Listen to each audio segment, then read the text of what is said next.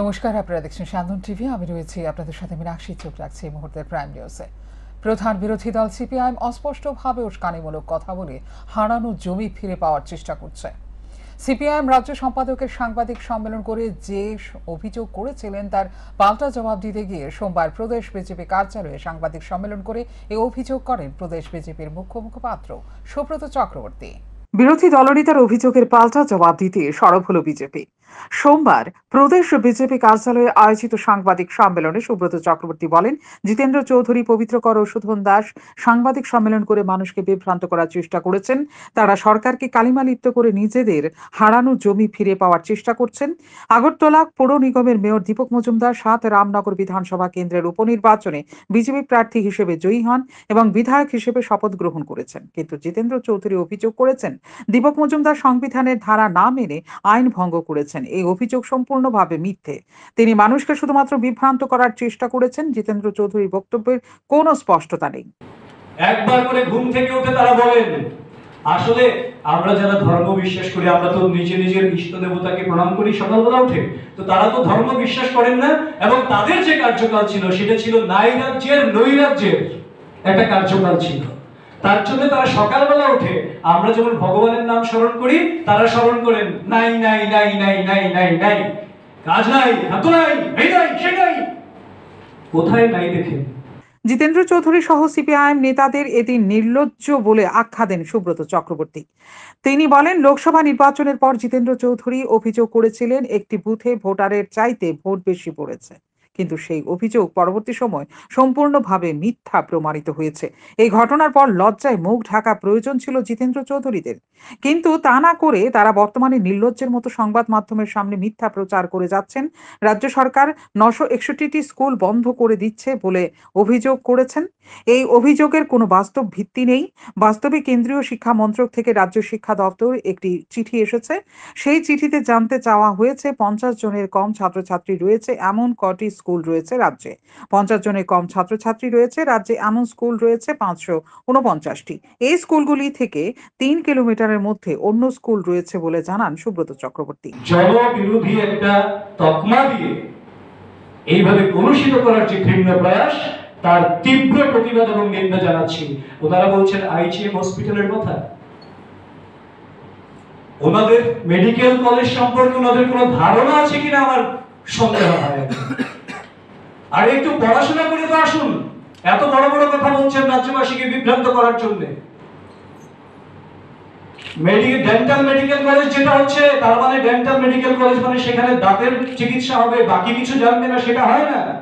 তার সঙ্গে ফিজিওলজির অনেক বিষয় জানতে হয়। ডেন্টাল নিয়ে যারা পড়াশোনা করছেন, ডাক্তারি যারা পড়াশোনা করছেন, দন্ত ডাক্তার, তাদেরকে দন্তের বাইরে নার্ভাস সিস্টেম থেকে শুরু করে বিভিন্ন সার্কুলেটরি সিস্টেম থেকে শুরু করে অনেক কিছু জানতে হয়। আর সেটা কতদিনের জন্য দেওয়া হয়েছে? সাময়িক কালের জন্য ওই বিল্ডিং এ তাদের নার্সিং এবং তাদের থেকে উইথ পেমেন্ট। জিতেন্দ্র চৌধুরী অভিযোগ করেছিলেন, রাজ্য সরকার সরকারি চাকরির জন্য বিজ্ঞপ্তি জারি করে পরবর্তী সময় সেই বিজ্ঞপ্তি বাতিল করে দিচ্ছে। এই অভিযোগ সম্পূর্ণ মিথ্যা ও বিভ্রান্তিকর বলে দাবি করেন সুব্রত চক্রবর্তী। রাজ্য সরকার স্বচ্ছতার সাথে চাকরি প্রদান করছে যাতে করে কারো চাকরি বাতিল না হয়। শান্তন টিভি। ভাড়াটের নাবালিকা মেয়ের শ্লীলতাহানি করার অভিযোগ এক অবসরপ্রাপ্ত পুলিশ কর্মীর বিরুদ্ধে। ঘটনা উদয়পুর ফুলকুমারী নবশক্তি ক্লাব সংলগ্ন এলাকার এক বাড়িতে। অভিযুক্তের বয়স আনুমানিক 65। অভিযুক্ত পুলিশ কর্মীকে আটক করেছে আরকেপুর থানার পুলিশ। উদয়পুর ফুলকুমারী নবশক্তি ক্লাব সংলগ্ন এলাকায় এক প্রাক্তন পুলিশ কর্মীর বাড়িতে ভাড়া থাকে দুটি পরিবার। তার মধ্যে এক পরিবারের স্বামী স্ত্রী ও 11 বছরের এক কন্যা রয়েছে। দম্পতি কাজের সন্ধানে প্রতিদিন সকালে বাড়ি থেকে বেরিয়ে যায়। পাশের ভাড়াটে মহিলার কাছে নিজের মেয়েকে রেখে যান। এইদিকে ভাড়া বাড়ির মালিকের স্ত্রী, ছেলে ও ছেলের বউ কিছুদিন ধরে বাড়িতে নেই। এরই মধ্যে ভাড়া বাড়ির মালিকের কুনজর পড়ে ভাড়াটের 11 বছর বয়সী নাবালিকার প্রতি। অভিযোগ, রবিবার ভাড়া বাড়ির মালিক ভাড়াটের নাবালিকা মেয়েকে বাড়ির ছাদে নিয়ে গিয়ে পোশাক খুলে শ্লীলতাহানি করেছেন। কিন্তু নাবালিকা মা বাবাকে এ বিষয়ে কোনো কিছু জানায়নি। সোমবার ফের একবার ভাড়া বাড়ির মালিক ভাড়াটের 11 বছর বয়সী নাবালিকাকে নিজ ঘরে ডেকে নিয়ে গিয়ে পোশাক খুলে শ্লীলতাহানি করেন। এই দিন ঘটনা দেখে ফেলেন বাড়িতে থাকা অপর ভাড়াটে মহিলা। সাথে সাথে তিনি নাবালিকাকে ডেকে নিজের ঘরে নিয়ে আসেন এবং নাবালিকার কাছে জানতে চান ভাড়া বাড়ির মালিক তার সাথে কি করেছে। তখন নাবালিকা সবকিছু জানায়। সে আরও জানায় রবিবারও ভাড়া বাড়ির মালিক তার সাথে একই ধরনের ঘটনা করেছে। পরবর্তী সময় নাবালিকার মা বাবা বাড়িতে আসলে ঘটনার বিষয়ে তাদেরকে জানানো হয়। নাবালিকার মা বাবা তখন ঘটনার বিষয়ে এলাকার লোকজন সহ স্থানীয় ক্লাবকে জানায়। এলাকার লোকজন অভিযুক্তের বাড়ির সামনে ভিড় জমায়। খবর দেওয়া হয় আরকিপুর মহিলা থানার পুলিশকে। পুলিশ পরিস্থিতি বেগতিক দেখে অভিযুক্ত বাড়ির মালিককে আটক করে থানায় নিয়ে যায়। নাবালিকার মা সংবাদ মাধ্যমের মুখোমুখি হয়ে গোটা ঘটনা বিষয়ে জানান। আমরা তো ভাড়া থাকি, মেশুটারে দেখছি কালকে ছাদে গেছে। তো আমি ওই দিদির মেয়েটাও ছাদে গেছে, যাওয়ার পরে আস্তে আস্তে কথা বলতেছে। তো আমি কইছি কে শব্দ হইতেছে, যে চুপে চুপে কথা বলতেছে, শব্দ হইতেছে। তো আমি ঘরের পেছন থেকে একটা ওই একটা আছে, ছিদ্র আছে, এটা দেখা যায় এত বড় ফাঁকা। তো এটা দিয়ে আমি দেখতেছি যে ছোট মেয়েটার ড্রেসটা এতটুকু উঠাইয়া হাতাহাতি করতেছে মেয়েটার। মানে যে করতেছে ওনার বয়স কত হইব? 64। এখন কি আপনারা থানায় অভিযোগ জানাবেন এই বিষয়টা নিয়ে? হ্যাঁ। মানে কি চাইতেছেন আপনারা এই বিষয়টা? এরকম করছে যাতে শাস্তি পাওয়ার দরকার, নেক্সট টাইম যাতে এরকম ভুল না করে। মেয়েটার বয়স কত আছিল? 11 বছর। এদিকে পুলিশ অভিযুক্তকে থানায় নিয়ে যাওয়ার পর নাবালিকাকে সাথে নিয়ে নাবালিকার মা বাবা আরকিপুর মহিলা থানায় ছুটে যায় এবং অভিযুক্ত বাড়ির মালিকের বিরুদ্ধে লিখিত অভিযোগ দায়ের করেন। এখন দেখার পুলিশ কি ব্যবস্থা গ্রহণ করে। শান্তন টিভি। সোমবার মহারাজা বীর বিক্রম কলেজের অখিল ভারতীয় বিদ্যার্থী পরিষদের কর্মীদের হাতে আক্রান্ত হয়েছে টিএসএফ এর কর্মীরা বলে অভিযোগ। এই আক্রান্তের ঘটনা তীব্র নিন্দা জানিয়ে এদিন সন্ধ্যার সময় আগরতলা স্বামী বিবেকানন্দ ময়দান থেকে কর্নেল চৌমুনি পর্যন্ত একটি বিক্ষোভ মিছিল সংগঠিত করে Tripura students federation Agartala town committee. বিক্ষোভ মিছিল থেকে তারা অভিযোগ তোলে অখিল ভারতীয় বিদ্যার্থী পরিষদের সদস্যদের দ্বারা আক্রান্ত হয়েছে টিএসএফ এর 5 জন সদস্য, এর মধ্যে 2 জনের আঘাত গুরুতর। এমনটাই জানিয়েছেন টিএসএফ আগরতলা টাউন কমিটির সভাপতি সত্যজিৎ দেববর্মা। তিনি বলেন, এদিন ভলেন্টিয়ারের দায়িত্ব পালন করেছিল টিএসএফ। দূর দূরান্ত থেকে আসা জনজাতি অংশের ছাত্রছাত্রীদের ভর্তি হতে কোনো সমস্যা হচ্ছে কিনা সে বিষয়টা তারা দেখছিলেন। তখন অখিল ভারতীয় বিদ্যার্থী পরিষদের গুন্ডাগিরিতে আহত হয়েছে 5 জন, এর মধ্যে 2 জনের আঘাতেই গুরুতর। এর বিরুদ্ধে জিডি এন্ট্রি করা হয়েছে। আগামীকাল অর্থাৎ মঙ্গলবার কলেজে গিয়ে এর সমস্যার সমাধান করা হবে বলে হুঁশিয়ারি স্বরূপ জানান টিএসএফ এর আগরতলা টাউন কমিটির সভাপতি। তবে প্রশাসনকে কঠোর পদক্ষেপ নিতে হবে। মঙ্গলবার কলেজে যাতে কোনো রাজনৈতিক দলের ছাত্র সংগঠন ঝামেলা সৃষ্টি করতে না পারে তার জন্য আধা সামরিক বাহিনী মোতায়েন করে পরিস্থিতি শান্ত রাখতে হবে দাবি উঠেছে অভিজ্ঞ মহল থেকে। We town committee TSF, we together here for a rally. We have condemned those who brutally attack on our student TSF. They are our member. They were just went for the college admission help for the help. So what we heard that they just went to talk to the principal, talk to the principal of the college, and suddenly the member of the ABPP, a member leader, they are maybe leader, they suddenly attack us, our student, our TSF. And they suddenly hit by the bike key, which is we use for start obviously. That bike key used for the break his head. इसलिए आप देखिए एक student और student है, दोनों student है college में admission चलाकालीन में। आप देखिए किस तरह का राजनीति चल रहा है कॉलेज में। It's obviously politics. We call politics because आप यहाँ पर बहुत सारा स्टूडेंट अभी इस समय में एडमिशन के लिए आया है गांव के। वहाँ पर जनजाति जो इंडिजिनस लोग हैं त्रिपुरा, वो भी आए हुए हैं। उनको हेल्प करने के लिए जो हमारा TSF का जो वॉलंटियर्स है, जो लीडर्स है, they were present for the help. वो लोग हेल्प कर रहा था उस टाइम, तो वो चाबी से उनको अटैक किया। 2-3 लोगों को अटैक किया, 4-5 लोगों को अटैक किया, और उसके बाद जो सबसे 2 लोगों का इंजर्ड हुआ है, एक का सर फट गया है और दूसरे का जो होठ है, होठ भी फट गया, वो सिला हुआ है। उसके बाद कॉलेज के प्रिंसिपल की तरफ से कोई भी जिम्मेदारी वाला कोई भी स्टेटमेंट नहीं आया। कॉलेज मैनेजमेंट की तरफ से कॉलेज मैनेजमेंट कमेटी की तरफ से कोई भी आश्वासन नहीं आया। এদিকে রাস্তা সংস্কারের দাবিতে টায়ার পুড়িয়ে সড়ক অবরোধ করল এলাকাবাসী। ঘটনা সোমবার কৈলাসহর মহকুমার সোমরুর পাড়ে গ্রাম পঞ্চায়েতে। কৈলাসহর মহকুমার সোমরুর পাড়ে গ্রাম পঞ্চায়েতে ৩ নম্বর ওয়ার্ড এলাকার একটি মাটির রাস্তা রয়েছে, যেখানে প্রায় ২০০ পরিবারের বসবাস। দীর্ঘদিন ধরেই এই রাস্তাটির বিহাল দশা। সামান্য বৃষ্টি হলে জল কাদায় একাকার, যার কারণে ব্যাপক সমস্যার সম্মুখীন হতে হয় পথচারী থেকে শুরু করে স্থানীয় বাসিন্দাদের। এই পথে ধরে কোনো ধরনের মাঝারি যানবাহন চলাচল করতে পারে না। বাধ্য হয়ে সোমবার স্থানীয় বাসিন্দারা টায়ার জ্বালিয়ে পথ অবরোধ করে। এলাকাবাসীদের অভিযোগ, গ্রাম পঞ্চায়েত থেকে চণ্ডীপুর ব্লকের ভিডিও, এমনকি কৈলাসহর মহকুমা শাসকের কাছে লিখিত এবং মৌখিকভাবে জানানোর পরেও কোনো ধরনের সুরাহা হয়নি। আজকে আমাদের চণ্ডীপুর বিধানসভার অন্তর্গত সমরুরপাড় গ্রাম পঞ্চায়েতের অধীনে ৩ নম্বর ওয়ার্ডে 2018 সাল থেকে আমরা সেই রাস্তা নিয়ে আন্দোলন চালিয়ে যাচ্ছি। পাশাপাশি আমরা 2019-এ বিডিও সাহেবের কাছে, পঞ্চায়েত কর্তৃপক্ষের কাছে আমরা লিখিত আকারে অভিযোগ জানাই যে আমরা সেই রাস্তা সংস্কার করে দেওয়ার জন্য। পাশাপাশি আজ 2024 সাল হয়ে গেছে, কিন্তু আমাদের রাস্তা হয়নি। পাশাপাশি এখানে একটা মাদ্রাসাও আছে, সেটা সরকারি মাদ্রাসা। সেই মাদ্রাসাতে মাদ্রাসায় স্টুডেন্ট যাতায়াতের অনেক প্রবলেম হয়। মাদ্রাসায় স্টুডেন্ট যেতে পারে না, পায়ের মধ্যে অনেক কাদা লেগে যায়। তো সেই বিষয় নিয়ে আমরা বিডিও সাহেবের নলেজও দিয়েছি, মাননীয় এসডিএম সাহেবই জানেন সেই বিষয় নিয়ে। ওরা আমাদেরকে কোনো আশ্বাসও দিচ্ছেন না, কোনো পাত্তাই দিচ্ছেন না। সেই নিরিখে আজকে আমরা রাস্তা অবরোধ করেছি। পাশাপাশি এখানে আমাদের পঞ্চায়েতের যিনি উপপ্রধান উনি এসেছেন, এসে পাঁচটা সব ফেলে দিয়ে গেছে জোর জবরদস্তি। অবরোধের খবর পেয়ে ঘটনাস্থলে ছুটে আসেন সোমরুর পাড়ে গ্রাম পঞ্চায়েতের উপপ্রধান দিলীপ দাস। তিনি কথা বলেন অবরোধকারীদের সঙ্গে। তিনি জানিয়েছেন ৩ নম্বর ওয়ার্ডের স্থানীয় নাগরিকদের নিয়ে পঞ্চায়েতের তরফে একটি বৈঠক করা হয়েছিল এই রাস্তাটি ইট সোলিং করার জন্য। তিনি জানিয়েছেন এই রাস্তাটি প্রথমে ইট সোলিং এর এবং পরবর্তী সময়ে সিসি রোড করার পরিকল্পনা ছিল পঞ্চায়েতের।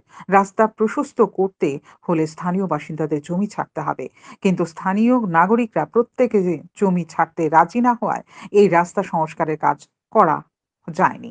গ্রাম পঞ্চায়েতের ওই ৩ নম্বর ওয়ার্ডে বিএসএফ ক্যাম্পটা পাই দিয়া এখানে একটা টলি আছে, ওই টলির লগে দিয়ে একটা রাস্তা আছে। এখানে আমার একটা সামনে গিয়ে একটা মাদ্রাসা আছে এবং বেশ কয়েকটা পরিবার আছে। তো আজকে থেকে ৩ বছর আগে আমরা এই রাস্তাটা আমরা সোলিং করে দেওয়ার লাগে এবং রাস্তাটা একটু বড় করে দেওয়ার লাগে আমরা রেগার মাধ্যমে আমরা উদ্যোগ নিচ্ছিলাম। সেখানে তখনকার সময় মনে করেন ৩-৪টা পরিবার এখানে এই রাস্তাটা করতে গিয়ে যে আমরা কাগজের সই লইতাম, এই সইটা তারা দিছে না। তো সবে যদি সই না দেয় মানে জায়গার ব্যাপারে, তাহলে তো গ্রামীণ রাস্তা করা যায় না। আর এগুলা খুব দামি জমিন, টানের ক্ষেত্রে জমি দিয়ে অনেকে দেয় না। তার কারণে পরবর্তী সময় আবার বৈঠক ডাকছি, দেখে গ্রামবাসী এলাকাবাসীকে লইছি, দেওয়ার পরেও কেন ৩-৪ জনে বাধা দেয়। তো সবে যদি জায়গা না দেয় তাহলে তো আর উন্নয়ন করা সম্ভব না। তো এই কারণে এই রাস্তাটা আমরা সিসি রোডও করতে পারছি না, বা এটা গ্রামীণ হিসাবে বড় রাস্তাটা করতে পারছি না। তো আজকে ওরা করে তারা রাস্তা অবরোধ বইছে। তখন তারা কইলাম এটা তো আমরা পঞ্চায়েতটা কি ৩ বছর আগে উদ্যোগ নিয়েছিলাম রাস্তাটা করিয়া দিব। তখন যারা তোমরা রাস্তা অবরোধ করতে, তোমরা তো এখানে কাগজের সই দিছো না, আজকে এখানে রাস্তা অবরোধ করতে হয় তোমরা ভিডিওরে জানাও। আর ৬ করে রাস্তা যদি লেখা থাকে ৬ করে রাস্তা দেও, আমরা পঞ্চায়েত আইন। পরবর্তী সময়ে অবশ্য উপপ্রধানের আশ্বাসের ফলে অবরোধকারীরা অবরোধ তুলে নেয়। এই অবরোধের ফলে দীর্ঘক্ষণ বন্ধ ছিল যান চলাচল, দুর্ভোগের মধ্যে পড়তে হয় পথচারীদের। শান্তন। ত্রিস্তরীয় পঞ্চায়েত নির্বাচনের সামনে রেখে সোমবার রাজ্যের মুখ্য নির্বাচনী আধিকারিকের সঙ্গে দেখা করে সিপিআইএম ত্রিপুরা রাজ্য কমিটির একটি প্রতিনিধি দলে ছিলেন প্রাক্তন বিদ্যুৎ মন্ত্রী মানিক দে, প্রাক্তন বিধায়ক পবিত্র কর প্রমুখ। রাজ্যের মুখ্য নির্বাচনী আধিকারিকের সঙ্গে সাক্ষাৎ করার পর সন্ধ্যায় এক সাংবাদিক সম্মেলনে প্রাক্তন বিদ্যুৎ মন্ত্রী মানিক দে জানিয়েছেন ত্রিস্তরীয় পঞ্চায়েত নির্বাচনের লক্ষ্যে চূড়ান্ত ভোটার তালিকা প্রকাশিত হয়েছে সোমবার। সিপিআইএম এর রাজ্য কমিটির তরফে এর আগে রাজ্যের মুখ্য নির্বাচনী আধিকারিক একটি চিঠি দিয়ে জানানো হয়েছিল জিরানিয়ায় প্রথম বৈঠকে যাওয়ার সময় সিপিআইএম এর নেতৃত্ব আক্রান্ত হয়েছিলেন। দ্বিতীয় বৈঠকে যাওয়ার সময় পুলিশ তাদেরকে জানিয়ে দিয়েছে নিরাপত্তার দায়িত্ব নিতে পারবে না পুলিশ, যার কারণে সিপিআইএম এর নেতৃত্ব বৈঠকে যোগ দিতে পারেনি। আক্রান্ত হয়েছেন বক্সনগরের সালেমাতে বিশালগড়ে, যার কারণে চূড়ান্ত ভোটার তালিকা প্রকাশের আগে দাবি আপত্তি জানানোর সময়সীমা বাড়ানোর বিষয়টি উল্লেখ করা হয়েছিল সেই চিঠিতে। রাজ্যের মুখ্য নির্বাচনী আধিকারিক পরবর্তী সময়ে একটি চিঠিতে জানিয়ে দিয়ে দিয়েছিলেন, দাবি আপত্তি জানানোর সময়সীমা বাড়ানো হবে না। যে তারিখে চূড়ান্ত ভোটার তালিকা প্রকাশ করার কথা সেই তারিখে চূড়ান্ত ভোটার তালিকা প্রকাশ করা হবে। সেই চিঠি পাওয়ার পর সোমবার রাজ্যের মুখ্য নির্বাচনী আধিকারিকের সঙ্গে সাক্ষাৎ করে সিপিআইএমের রাজ্য কমিটির প্রতিনিধিরা। রাজ্যের মুখ্য নির্বাচনী আধিকারিককে সিপিআইএমের রাজ্য কমিটির প্রতিনিধিরা জানিয়েছে, ভোটাররা যাতে ভোট কেন্দ্রে গিয়ে নির্বিঘ্নে নিয়ে ভোট দিতে পারে এর দায়িত্ব নিতে হবে রাজ্যের নির্বাচন দপ্তরকে। কারণ রাজ্যে সুষ্ঠু নির্বাচনের অবাধ পরিবেশ নেই, সেই পরিবেশ তৈরি করতে হবে রাজ্যের নির্বাচন দপ্তরকে। যাদেরকে প্রার্থী করার ভাবনা চিন্তা করছে সিপিআইএম তাদেরকেও নাকি ইতিমধ্যেই হুমকি দেওয়া শুরু হয়ে গেছে। এরকম অভিযোগ ও সিপিআইএমের রাজ্য কমিটির তরফে তুলে ধরা হয় রাজ্যের মুখ্য নির্বাচনী আধিকারিকের সামনে। নির্বাচনের ইতিমধ্যে আজকে ভোটার লিস্ট তালিকা, চূড়ান্ত ভোটার তালিকা প্রকাশিত হয়েছে। আপনারা জানেন, ভোটার তালিকা সম্পর্কে আমরা আমাদের পার্টির পক্ষ থেকে স্টেট ইলেকশন কমিশনারকে একটা চিঠি দিয়ে বলা হয়েছিল, যেখানে রাজ্যে নির্বাচনের পরিবেশ নেই, ব্লক অফিসগুলোতে যেতে পারে না, গিয়ে আক্রান্ত হয়েছেন, গাড়ি ভাঙচুর হয়েছে, হাসপাতালে গিয়ে চিকিৎসা হতে হয়েছে। এই পরিস্থিতির মধ্যে ভোটার লিস্টে পান নেই, তাদের ক্লেইমস এন্ড অবজেকশন, দাবি আপত্তি কি করে দেবেন? আমরা তখন বলেছিলাম যে দাবি আপত্তির যে সময়টা, এই সময়টা যাতে পুনর্বিবেচনা করা হয়, বৃদ্ধি করা হয়। আমরা এই দাবি জানিয়েছিলাম, আমাদের পার্টির সেক্রেটারি চিঠি দিয়েছিলেন। সেই চিঠির উত্তরে তিনি জানিয়েছেন যে পুনর্বিবেচনা সম্ভব না, যেই তারিখে চূড়ান্ত ভোটার তালিকা প্রকাশ করার কথা সেই তারিখেই চূড়ান্ত ভোটার তালিকা প্রকাশ করবেন, তিনি কোনো টাইম বাড়াননি। যে নির্বাচনে ভোটার ভোট কেন্দ্রে যেতে পারবেন, তার ভোটাধিকার প্রয়োগ করবেন, এবং এটা করতে গেলে একটা নিরাপত্তামূলক ব্যবস্থা সেখানে থাকতে হবে। ভোটার সেখানে এই পরিবেশটা থাকতে হবে, যে পরিবেশে গিয়ে সে নিশ্চিত মনে হচ্ছে আমি ভোট কেন্দ্রে যেতে পারবো, আমি আক্রান্ত হব না, রক্তাক্ত হব না, আমি বাধাপ্রাপ্ত হব না। এই ধরনের পরিবেশ রাজ্যে যেহেতু নেই, সেই পরিবেশটা তৈরি করার ক্ষেত্রে আপনাকে সেখানে একটা কার্যকরী উদ্যোগ নিতে হবে। মুখে বলা এক জিনিস আর কার্যকরী উদ্যোগ নেওয়াটা এক না, সেখানে কার্যকরী উদ্যোগের কথা আমাদের দিক থেকে আমরা বলি। বিজেপি অবহেলা করেছিল কৃষকদের, তাই লোকসভা নির্বাচনে কৃষকরা মুখ্য জবাব দিয়েছে বিজেপিকে। সোমবার সারা ভারত কৃষক সভা রাজ্য কমিটির কার্যালয়ে সাংবাদিক সম্মেলনে কৃষকদের অভিনন্দন জানিয়ে এই কথাই বললেন সারা ভারত কৃষক সভা রাজ্য কমিটির সম্পাদক পবিত্র কর। দেশের প্রতিবাদী কৃষকদের অভিনন্দন জানালেন সারা ভারত কৃষক সভা রাজ্য কমিটির সম্পাদক পবিত্র কর। সোমবার সারা ভারত কৃষক সভা রাজ্য কমিটির কার্যালয়ে সাংবাদিক সম্মেলন করে তিনি আরো বলেন, বর্তমান সরকার কৃষকদের নিয়ে যথেষ্ট উদাসীন, যার কারণে সদ্য সমাপ্ত লোকসভা নির্বাচনে 38টি আসনে বিজেপিকে পরাস্ত করেছে কৃষকরা। কারণ সেসব এলাকায় বিজেপি অবহেলা করেছিল কৃষকদের, তাই ফলাফলে দেখা গেল পাল্টা কৃষকরাও অবহেলা করেছে বিজেপিকে। এমনটাই বললেন পবিত্র কর। তিনি বলেন, কৃষকদের জন্য এই সরকার প্রায় 1.5 শতাধিক আসনে ভালো ফলাফল করতে পারেননি। শেষ পর্যন্ত 240টি আসন নিয়ে এনডিএ সরকার গড়তে হয়েছে বিজেপিকে। নরেন্দ্র মোদীর সাইজ ছোট হয়ে গেছে, 370 জায়গা 240, 400 পারের জায়গা 292, মাত্র 20টা আসনে সরকার আছে। কিন্তু তারপরও ক্ষমতায় প্রতিষ্ঠিত হয়ে বিরোধীদের কণ্ঠ রোধ করার চেষ্টা করছে বিজেপি। তৃতীয়বার সরকারে প্রতিষ্ঠিত হয়ে দেশবাসীকে বিভিন্ন পরীক্ষা কেলেঙ্কারি ও চাকরি কেলেঙ্কারির উপহার দিচ্ছে বিজেপি। এতে করে দেশের ছাত্রছাত্রী ও যুবক যুবতীদের জীবন বিপন্ন। বিশ্বের কোনো দেশে এত বড় কেলেঙ্কারি কখনো হয়নি বলে অভিমত ব্যক্ত করেন পবিত্র কর। লোকসভার ফলাফলের প্রসঙ্গ টেনে তিনি আরো বলেন, জনগণের কথা অমান্য করলে এই রাজ্য একই অবস্থা হবে বিজেপির। বিগত কয়েক মাসে রাজ্যে 3টি বিপর্যয় হয়েছে। বিপর্যয়গুলির মধ্যে বড় ক্ষতি হয়েছে রাজ্য কৃষকদের। কৃষিমন্ত্রী, মুখ্য সচিব থেকে শুরু করে সংশ্লিষ্ট দপ্তরের আধিকারিকদের কাছে গিয়ে ক্ষতিগ্রস্ত কৃষকদের বর্তমান পরিস্থিতির কথা অবগত করে সহযোগিতার দাবি জানালেও এখনো পর্যন্ত কোনো সহযোগিতা মেলেনি। এবং উদ্বেগজনক বিষয় হলো, জলসেচগুলো মুখ থুবড়ে পড়েছে। সমস্ত জলসেচে উৎস অচল হয়ে আছে। এ সরকারের এত উদাসীনতার কারণে কৃষকরা আজ বিপন্ন বলে তীব্র নিন্দা জানান তিনি। বানরের উৎপাতে সবজি করা যায় না, সমস্ত বানর জঙ্গল থেকে এসে লোকালয়ে চলে এসেছে, ঘরের ভাত পর্যন্ত নিয়ে খেয়ে ফেলে।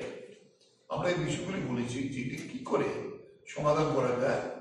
বন দপ্তরকে আমরা সাজেস্ট করে দিয়েছি চিফ সেক্রেটারি তিনি বলেছেন আপনারা দেখছি তো গত 2 বছর 3 বছর যাবতীয় চলছে। প্রতিদিন কয়েকদিন আগেও আরেকজন 70 বছর বয়স্ক হাতি এসেছে দৌড়াতে গিয়ে তিনি আহত হয়ে আজকেও শয্যাশায়ী। আয়োজিত সাংবাদিক সম্মেলনে এদিন এছাড়া উপস্থিত ছিলেন সংগঠনের নেতৃত্ব রতন দাস সহ অন্যান্যরা। শান্তন টিভি। ধলাই জেলা কংগ্রেসের উদ্যোগে সোমবার আমবাসা জেলা কংগ্রেস ভবনে পঞ্চায়েত নির্বাচনকে সামনে রেখে ধলাই জেলার 3টি ব্লককে নিয়ে এক সাংগঠনিক বৈঠক অনুষ্ঠিত হয়। এই সাংগঠনিক সভায় উপস্থিত ছিলেন ত্রিপুরা প্রদেশ কংগ্রেস সভাপতি আশিস কুমার সাহা, প্রদেশ কংগ্রেসের প্রাক্তন সদস্য তথা জেলার প্রাক্তন সভাপতি মানিক দেব, জেলা কংগ্রেস সভাপতি নিদু মারাক, 3টি ব্লকের সভাপতি সহ কংগ্রেসের দলীয় কর্মী সমর্থকেরা। এদিন প্রদেশ সভাপতি আশিস কুমার সাহা কিভাবে পঞ্চায়েত নির্বাচনে মাঠে নেমে লড়াই করা যায় তার উপর গুরুত্ব আরোপ করেন। আমবাসা জেলা কংগ্রেসের আহ্বানে এই জেলার অন্তর্গত 3টি আরডি ব্লকে আমাদের যারা মনোনীত ব্লক অবজারভার, জেলা কংগ্রেস নেতৃত্ব, বিভিন্ন ব্লকের ব্লক সভাপতি এবং আমাদের বিভিন্ন শাখা সংগঠনের নেতৃবৃন্দদের নিয়ে এই সভা আজকে অনুষ্ঠিত হয়। এই সভাতে আমাদের সিদ্ধান্ত, আমরা বিগত 18ই জুন আগরতলায় আমরা পঞ্চায়েত নির্বাচনের দিশা নির্দেশ নিয়ে আমরা একটা সভায় মিলিত হয়েছিলাম এবং সেখানে আমাদের বক্তব্য ছিল গণতন্ত্রকে শক্তিশালী করার জন্য সারা দেশব্যাপী যে ইন্ডিয়া জোট সারা দেশের রাজনৈতিক প্রেক্ষাপটে এটা বহাল আছে। আজ থেকে সংসদ শুরু হচ্ছে, এই সংসদেও ইন্ডিয়া জোট গণতন্ত্রের পক্ষে, সংবিধানকে বাঁচিয়ে রাখার লক্ষ্যে তারা সংসদে লড়াই করছে। সংসদের বাইরেও পানীয় জল সরবরাহ এবং কৃষি ক্ষেত্রে জলসেচের সঙ্গে যুক্ত পাম্প অপারেটরদের দীর্ঘদিনের সমস্যা সহ মোট 11 দফা দাবি আদায়ের লক্ষ্যে সোমবার সিআইটিইউর একটি প্রতিনিধি দল পঞ্চায়েত অধিকর্তার হাতে দাবি সনদের একটি প্রতিলিপি তুলে দেয়। ডেপুটেশন প্রদানকারী দলটি জানায়, পাম্প অপারেটরদের অবস্থা খুবই করুণ, তাদের কাজের কোনো নির্দিষ্ট সময় নেই, মজুরিও একেবারে কম। প্রায় 100 জন পাম্প অপারেটরকে বলপূর্বক ছাঁটাই করা হয় বলে অভিযোগ তাদের। বলপূর্বক ছাঁটাইয়ের বিরুদ্ধে শ্রমিকরা আদালতে গেলে শ্রমিকরা জয়ী হলেও তাদেরকে বহু জায়গায় পুনরায় নিয়োগ করা হচ্ছে না। আমরা ত্রিপুরা রাজ্যে পানীয় জল সরবরাহ এবং কৃষিতে জলসেচের সঙ্গে যারা যুক্ত যে সমস্ত ফার্মগুলি চলে, তাদের যে অপারেটররা আছে তাদের অবস্থা অত্যন্ত করুণ। তাদের দীর্ঘদিনের কতগুলো সমস্যা, আমরা আগেও এই সমস্যাগুলি নিয়ে একাধিকবার দপ্তরের দৃষ্টি আকর্ষণ করছিলাম, এখনও তেমন কোনো সুরাহা হয়নি।